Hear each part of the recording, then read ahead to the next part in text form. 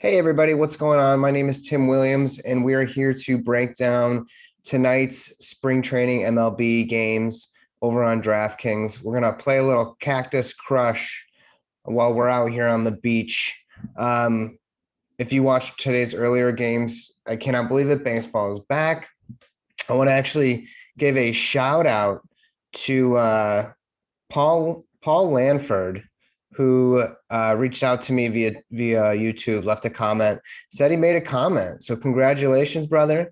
I think that's awesome. You know, it's not just me, it's you, man. So excellent strategy. We'll talk a little gameplay. We'll talk a little strategy.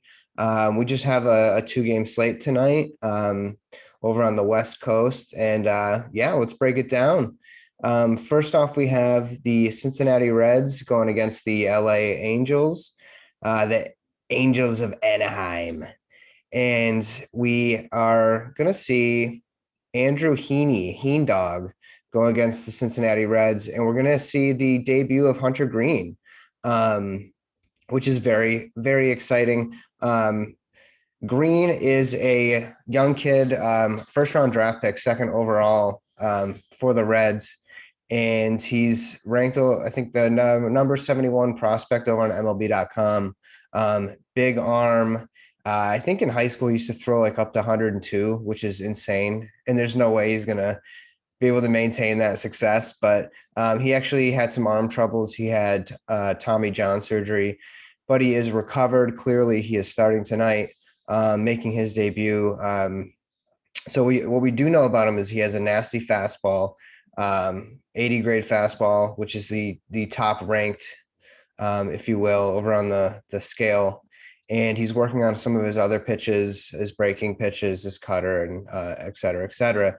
So we're in line for an exciting debut. He'll probably only pitch one inning. Again, it is spring training. So for any of these pitchers, we'll likely only see one inning, maybe two from some of the veterans. And we're just going to see a lot of young guys and some veterans trying to shake off the rust. We're going to see guys fighting for positions on the rosters. You know, you only have a few weeks to kind of showcase your stuff. And yeah, so my name is Tim Williams, and yeah, I'll be breaking down content all season long, including spring training. So yeah, so we'll look at these starting lineups here. And I will say, since it is Greene's debut, we have no statistical data. So you're kind of just going off gut or feeling here. I'm gonna guess he's gonna pitch one inning. You know, you kind of hope, if you're picking him, you kind of hope that he gets through clean. You know, he gets a strikeout or two, doesn't give up a hit, or most importantly, doesn't walk anybody or hit any batters. And the Angels are looking out like they got like Fletcher, Jay, Glacius out there, Jared Walsh, Phil Gosselin.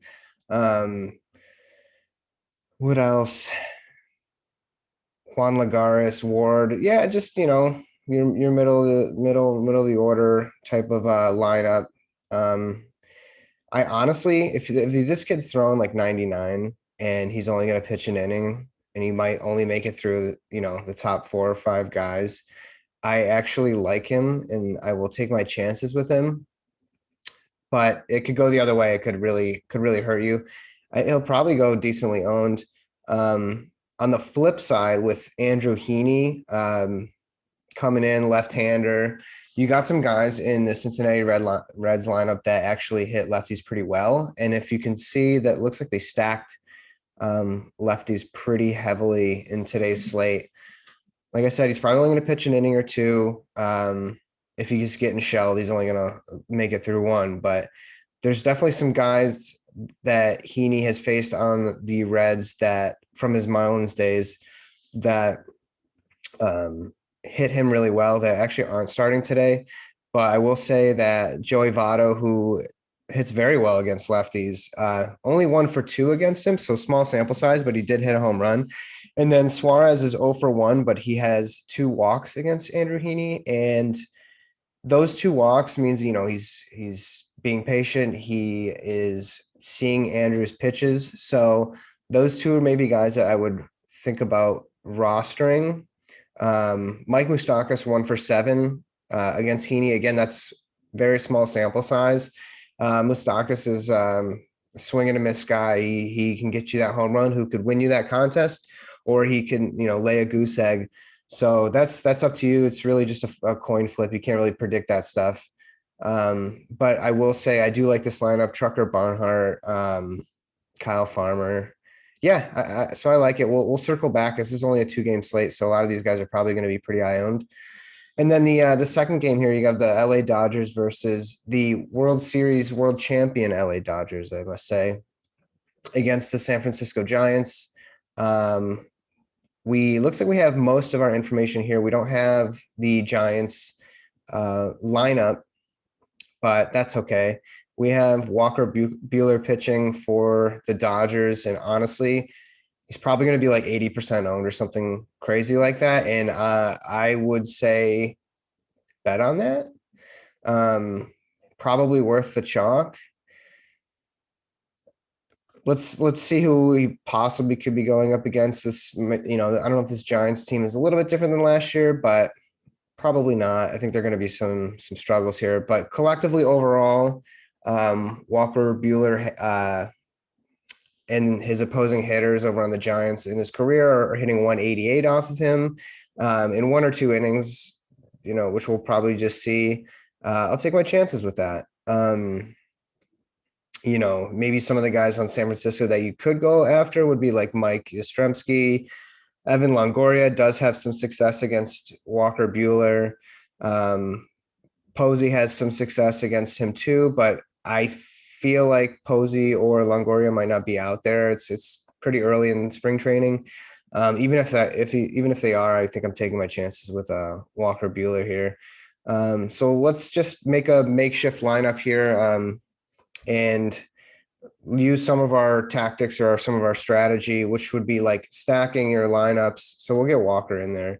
And what I mean by that is the key to DraftKings or fantasy baseball or daily fantasy sports is to stack your lineups. So get, 3, 4, or 5 of the guys you think are going to just shell the opponent's pitcher. That way they kind of correlate together. If player 1 and player 2 both get on base, and then, player 3 for you goes out and hits a 3-run home run, all of those guys get you big points and kind of leverage you higher into those contests. So keep that in mind when we're making these slates. I guess maybe a little bit tougher on 2-gamers, but overall, that's the general rule. That's the ride or die. Doesn't mean you have to do that. And there's probably some games where, it's best just to get 2 guys from a lineup or 1 guy from a lineup. And then, that's why they call it daily fantasy sports, right? It's all trial and error.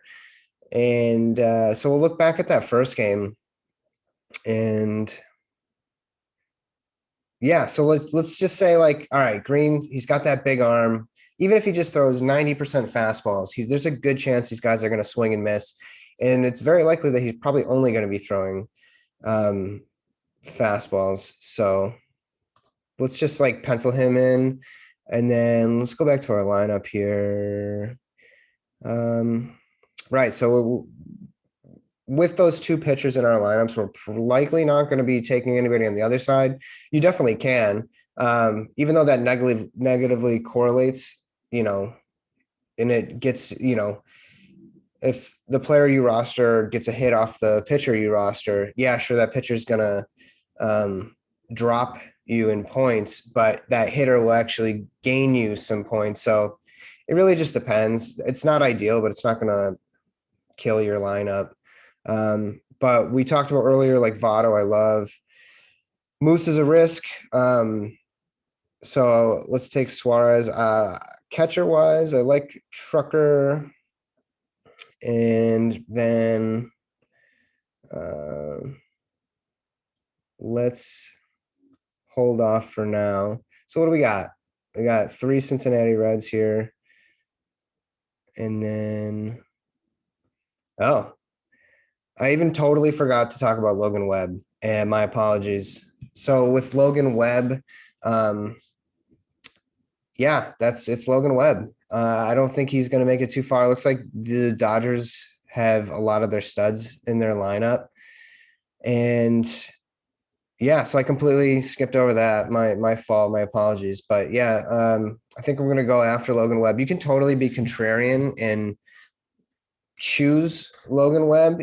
That would leverage you extremely, especially since a lot of people are going after Bueller or rostering Bueller, I should say, and probably taking the Dodgers. So say there is a chance, albeit there is a chance that Bueller does bad and Webb actually pitches, one or two good clean innings, and he gets you the points and Bueller doesn't. So there is that possibility too. And like I said, it's early, it's spring training, so this isn't the Mookie Betts of the middle of July. But I think I'll take my chances. So let's just say Seager, 1, 2, 3, boom. What do we got left? All we need is a second baseman. Whatever. So yeah, let's do Moose. So that's just an example of a lineup where we need another outfielder. And like I said, these pitchers are only pitching 1 or 2 innings. These hitters might get another extra at bat. Here we go. It's kind of nice. Everybody's priced the same. So you could just kind of experiment and play. And it doesn't mean you have to go out there and play the $15, $20 contests or whatever. Or, what you could play the free contests and the quarter contests and stuff like that. But let's just say I like Tyler Naquin. He used to be a Cleveland Indian, had some success there. And there you have it. There's an example of a lineup that you can use or just kind of base your ideas off of. I wouldn't particularly use this or anything off the internet, but experiment, play with it, do a little research. And yeah, if you like this video or if you think this helps you in any way, please hit thumbs up or subscribe. I'm going to be doing content all season long, spring training, MLB games. And I also do a little bit of NBA here just to kind of break down lineups that that I put in, and then we'll kind of break it down and see why I picked these guys, why it didn't work out. When you build your lineups, you should always be able to kind of defend why you put that guy in. He might not have a good night, but at least you have a reason, exactly why. Like I put him in here because he hits real well against lefties, or I put this guy in because he's an excellent 3-point shooter and the Grizzlies can't defend against the 3-point shot. Always have some sort of reason, rather than just going out there throwing out names willy-nilly, because you're not going to win, 9 times out of 10. So I hope this video helps you. My name is Tim Williams. Thanks a lot. Shout out to Paul. He's the big winner today. So congratulations. And I hope you guys have a great evening. Take care and I'll see you tomorrow.